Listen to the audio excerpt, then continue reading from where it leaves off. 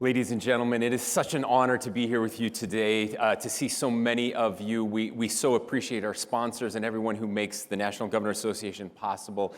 Thank you to Bill McBride and his team and incredible staff who have put together another amazing meeting. And most especially, I want to thank all of the governors who have joined us here today. Thank you. We know this is a busy time. We know most of us have our legislatures meeting right now. Mine ends next week. This is a terrible time for me to be here. I have no idea what kind of trouble they're getting into right now. But I love my legislators if they're listening.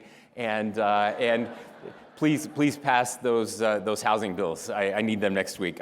Look, before I start, I want to make a pitch for your attendance at our summer meeting on July 11th and 12th in Salt Lake City. Not just because July 11th is my birthday, and I'm sure you wouldn't want to disappoint me and not be there, but more importantly, some of you came 5 years ago when Governor Herbert hosted the summer meeting, and we want you to come back. We think you'll very much enjoy the Grand America, an incredible hotel where we will be hosting the meeting this year. Outside the room today and tomorrow, you'll also find a booth from our Utah Office of Tourism highlighting the Mighty Five, our 5 national parks in Utah, with suggested itineraries. We would encourage you to bring your families, bring your kids, your grandkids, and come and make a vacation out of it. We have these 5 beautiful national parks. We have close to 50 state parks and so many amazing, fantastic opportunities to take advantage of. Park City's just a few minutes away from downtown Salt Lake City, where we'll be hosting the meetings. And then again, southern Utah is just full of amazing places that will just blow your mind and your imagination. I will also offer just a little teaser. Jared and I have been talking with some high-profile celebrities who are very interested in the work that we're doing around Disagree Better and the possibility of a concert. We're not sure if we're going to be able to pull it off, but we're going to try. And if we're able to pull it together, it's definitely something you won't want to miss and that you want to bring your families to, full of music and culture, and how we can get this message of depolarization outside of just this room and into the culture more broadly. So I just want to talk for a few minutes about this Disagree Better initiative. Much of this won't come of any surprise to those of you in this room, but I need to emphasize some of this data anyway. Study after study shows that our social fabric is fraying fast. Trust in major institutions has plummeted over the last 10 years to historic lows, and so has our trust in our neighbors. Republicans and Democrats increasingly view the other side not just as misguided, but as immoral and dishonest. And 30% of Americans have ended a family relationship because of politics. The proportion of Americans who believe political violence is acceptable has reached new highs. Threats against members of Congress have increased tenfold since 2016. Not 10%, 10 times, while threats against federal judges have more than doubled. International groups who study these kinds of things have started classifying the United States as a nation on the path to becoming a failed democracy. One of those organizations, Freedom House, actually says the United States is, quote, on one of the fastest downward trajectories of any country in the world over the last 5 years. Many Republicans in this room have quoted Ronald Reagan when he said that liberty is just one generation away from extinction. I use that quote many times, as every good Republican does, and I will be honest with you, I would say it, but I didn't really believe it. I thought, come on, I mean, maybe that was true someday, but it's been 250 years. We've got this figured out. We're good. It turns out that we're not good. Governors can tell you, and we've had multiple meetings with national security officials over the past year who have warned us about this. We've had ambassadors from allied nations tell us that they fear the world can't count on the United States anymore.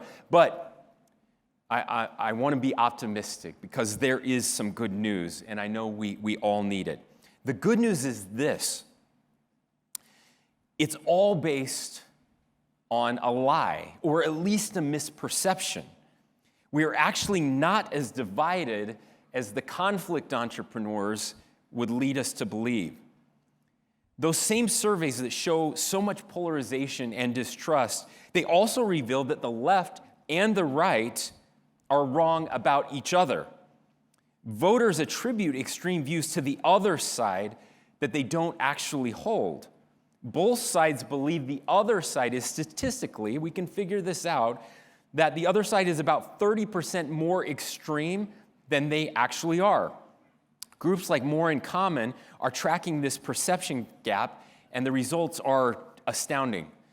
Our views are distorted because we give way too much airtime to combative voices that represent a tiny sliver of the population. Analysis from the Pew Research Center found a quarter of adult Twitter users generate 99% of political tweets. The other good news is that there are lots and lots of elected officials modeling good behavior, and especially, maybe more than anywhere else, the governors and the governors in this room. I want to take a few minutes to offer a special thanks to all the governors who have been part of this chairman's initiative so far and have helped show our country that politicians who disagree passionately can still be friends. I stepped back in the room this morning in the White House as we were all mingling and just took note of the conversations that were happening. Unlike what most Americans think, you all did not divide yourselves into conservatives and liberals, into Republicans and Democrats. In almost every group of people talking, there were red and blue governors having conversations together. When we decided to do this initiative focused on healthy conflict, I honestly wasn't sure if any of you would be willing to help us out and lend your voices. But I've been blown out of the water by the response from governors and other elected officials. At the top of that list is our esteemed Vice Chair, Governor Jared Polis, who has been with me every step of the way. I suspect, I can't prove this, but I feel pretty confident that he's dedicated far more time to this initiative than any vice chair in NGA history. Phil, I apologize. I should have done better. I've lost track of how many times we've appeared together on podcasts or Sunday morning shows. We've had phone calls together with celebrities interested in lending their voice. He graciously hosted our second convening in Denver, and we participated in a fantastic event at Colorado State University, who actually now has a course titled Disagree Better, graciously sponsored and hosted by Governor Polis and CSU. He very eloquently highlighted our Disagree Better initiative in his State of the State address last month. I'm offended that the rest of you didn't mention me in your states of the state, but there's always next year. Thank you, Jared, for your kindness and your dedication. Let me mention a few other governors who have been remarkable voices in this cause. Governor Laura Kelly joined me for a fantastic event at the George W. Bush Library in Dallas last month, and then offered the prestigious Landon Lecture last week at Kansas State University and spoke about the dangers of polarization and how to combat those dangers. Governor Sununu and Moore addressed the topic at the Hoover Institute just 2 months ago. And Governor Lamont led an event last fall with former Governor Rell about civil discourse in politics. And of course, our Disagree Better ad series has been very successful. We've so far released ads with Governors Polis, Holcomb, Kelly, Parsons, Moore, Sununu, Scott, Mills, Murphy, Hochul, McKee, Carney, and Pierluisi. I'll give a little tease and say we'll be releasing 2 new ads, one with Governors Gordon and Lujan Grisham, and another with Governor Ivey and the mayor of Tuscaloosa. And I'll just say that one features a great conversation about Alabama football. So we're excited to see that one. And we'll be recording several more ads this week. If you hadn't had an opportunity, we have a recording booth set up, and we would love to include you. So please join us if you haven't been scheduled and are interested. Now, for those of you who have not seen these videos, I do want to show just one, the most recent video we released. This one is with Governor Wes Moore and the Republican mayor of Lannaconing. Did I pronounce that right, Wes? Something like that. Thank you. And he's the mayor, Jack Coburn. So let's go ahead and watch the video. Hi, I'm Wes Moore, Democratic Governor of Maryland. And I'm Jack Coburn, Republican Mayor of the town of Lannaconing. Our different backgrounds and experiences mean we do a lot of things differently. And that goes beyond just eating at different restaurants. But we can have our differences without being divisive or hateful. We can listen to the other side, ask questions, have important conversations. Now don't get us wrong, differences matter. We wouldn't be Maryland without people from big cities and small towns, social justice warriors, talk show conspiracy nuts, and everyone in between. We need them all. So we're not asking everyone to vote for the same person, read the same news, or even agree on the big issues. We're just saying there's a better way to disagree. And who knows, in the end, we might not be as far apart as we thought. Governor, Don't mind if I do. Thanks, Mayor. you're welcome. Together, we can disagree better.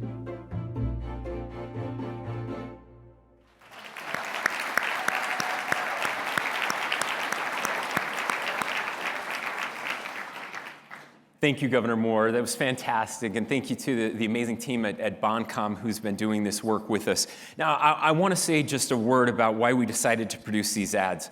About 18 months ago, Stanford University and a coalition of other universities conducted the Strengthening Democracy Challenge, a mega study of 25 interventions, which they had narrowed down from about 260 submissions, to see whether and how much these various interventions would reduce partisan animosity and support for political violence. One of the most successful was a video by my Democrat opponent and myself in the 2020 election where we stood side by side. We disagreed but didn't hate each other and both wanted what was best for our state. That ad was, unbeknownst to us, submitted to the Stanford study and turned out to be one of the most successful interventions in lowering the feelings of political violence and animosity towards other people. And that formed the basis for the Disagree Better ads that we're doing with governors. I say all of that to emphasize these ads and everything we're doing is not just happy talk, but based on evidence and science that we can, as leaders, help turn down the level of partisan animosity in our country. And of course, the point of all of this is to help us actually accomplish stuff. Polarization is not just toxic for our souls, but it makes it really hard for those of us elected to solve problems and actually do our jobs. Certainly, we've seen the dysfunction that has become the norm in Congress. Now, there are lots of people that are really grateful for us as governors and what we're doing. There is a huge ecosystem of hundreds of organizations around the country trying to address polarization. Everyone from large philanthropies, corporate leaders, grassroots organizations, and academic scholars working to understand what works and what doesn't. They are all aware of what we're doing and what we're trying to accomplish, and they're cheering us on. Again, my sincere thanks to all of you who have participated and those who are planning to participate. I'll reiterate that the idea behind these ads and everything we do with Disagree Better is not about compromise. It's not. It really is not about compromise, although we hope that we will find some compromise as we work together. It's not about being nice to each other, although heaven knows we need more niceness in our world today.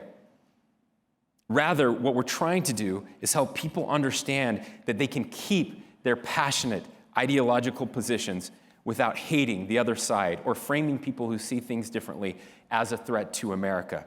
The real threat, I believe, the most critical threat in our country today, and not just in our country, but across the world, because we need American leadership and we're losing it as we're too busy hating each other. The real threat is the belief on both sides that the other side is trying to destroy our country.